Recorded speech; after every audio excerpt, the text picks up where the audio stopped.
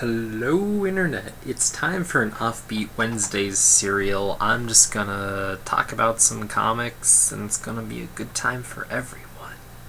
Oh yeah.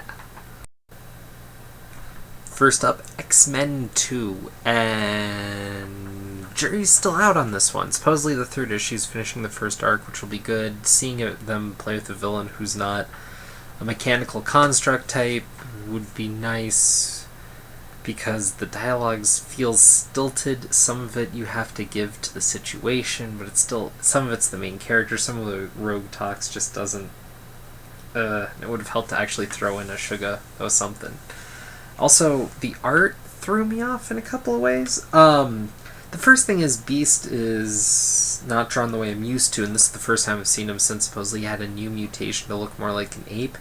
But at first I thought it was just terrible, but then I realized, oh, it's different, so I had to kind of give it up for that. And then there's a few points where the female characters pose, and I thought it was kind of cheesecakey, but then I found out, no, it is just actually the way this person draws people. So even guys are like, bam, with their hips out, so instead of being awkwardly cheesecakey, well, I guess it is, whether they intended to or not, it's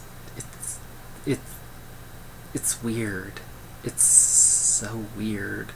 And, I don't know, whereas the art's interesting, the layouts aren't, they could be doing more with a page, but at least this issue felt like it moved.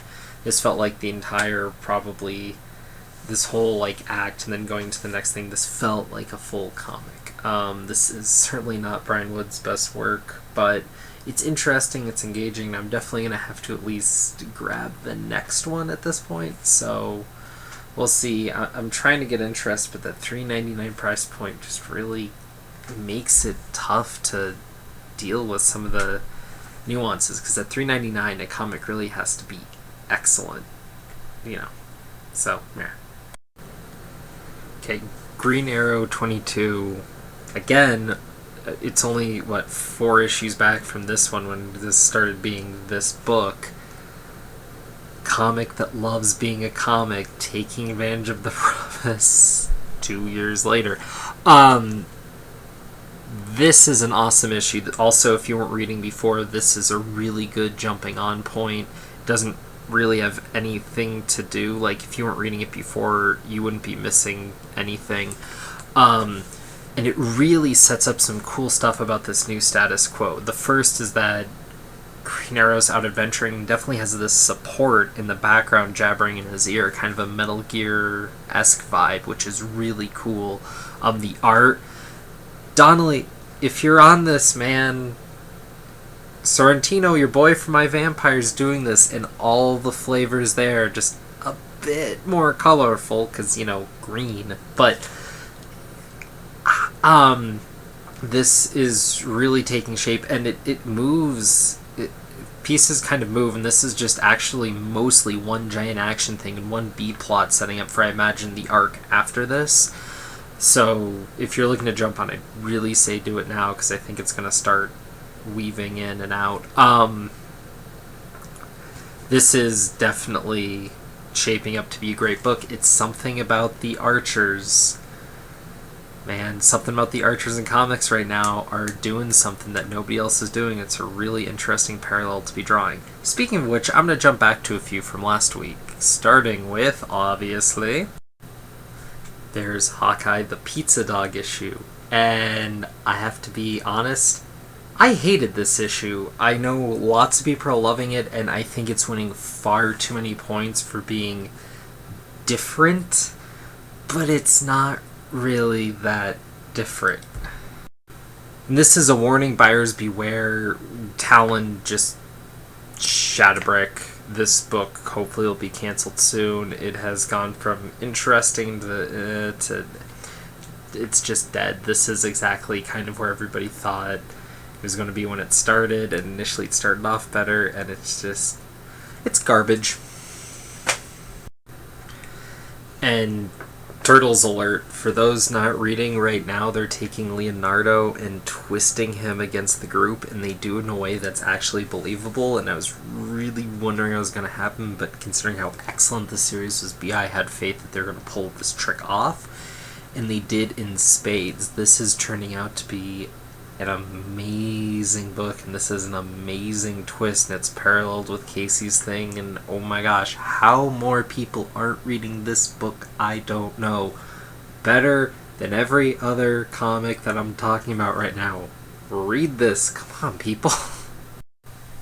And lastly for now, of course, the big one last week was Batman Superman, because Batman has to be first. And what really hits me about this is we're dealing with the new interpretations of these characters, even though Batman's just been Batman. He seems out of character in this, but it really hits me. These characters are done in such a way, whenever you do this pairing in particular, if it's a new take, it's always going to seem out of character.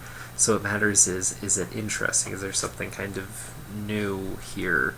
And technically, I guess, a little bit. It's a different angle sort of thing, but it's just back and forth. Gotham, Metropolis, this and that. Oh my god, aren't these guys different but have a heart of similarity? Also, I'm not sure where we are in their relationship with this. It seems like they don't know each other. At least they don't know each other by secret identity, but then later Batman refers to Superman as Clark, so matter-of-factly, it doesn't jive. It doesn't make sense. So I don't know what happened. So I was following this completely, except for the fact that I couldn't because the writing was arse, and then the art itself, taken itself, is interesting. There's some cool background stuff when they want to, but for the most part, backgrounds are just kind of weird Photoshop-y things. At least they're using a few tools at their disposal to add a little bit, but really mostly I don't know, just there's a lot of empty space, doesn't serve anything, doesn't do anything, there's nothing there. And whereas there's some weird Gotham deco stuff, like when the intro to kind of get you to forget about it, which almost works. This is an interesting page, and they talk about Gotham, but when you get in, they're talking about Gotham, it's all among these branches. They're talking about what a big city it is, but it looks like they're in the woods. So the art is interesting, and it's interesting to look at, but as far as the storytelling of the art, it's, again, arse, because it's like it didn't read this, the artist didn't read the script. So, what? I don't know, like, this is just a mash of just, like, how is this supposed to be one of the big books? Like, this isn't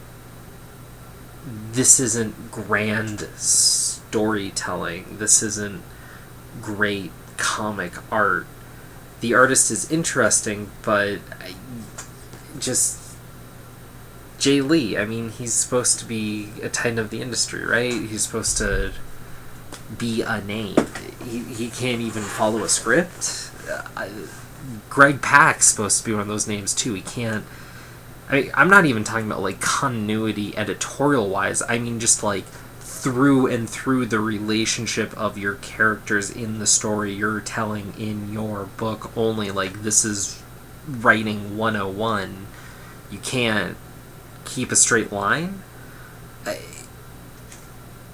This is, I mean, they're selling this as a professionally done book. Like, how is this acceptable? I mean, I hate to be downtrodden just hating on a book. There's lots of great stuff out there. Go read it.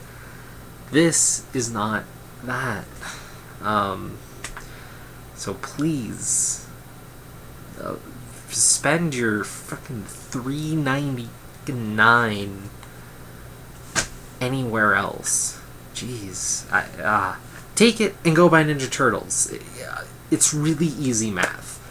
$3.99 for one of the best comics on the shelves, or $3.99 for something that shouldn't have been published? Seems easy, right? I don't know. So anyways, I'm going to hit you guys soon or soonish with another comic review. I'm hoping to be more positive next time. I definitely had a moment where I was branching out more.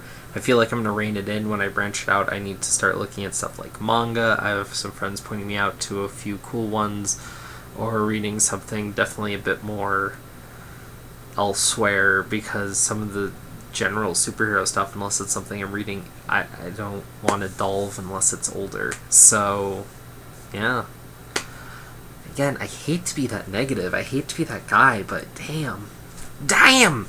So, yeah. We'll be there, and again, open invitation for anybody who wants to talk comics. Drop me a PM or a tweeter, and we will work out something that fits both of our schedules, and we could do it live, or hell, if you just want to talk comics, whatever, man, that's cool.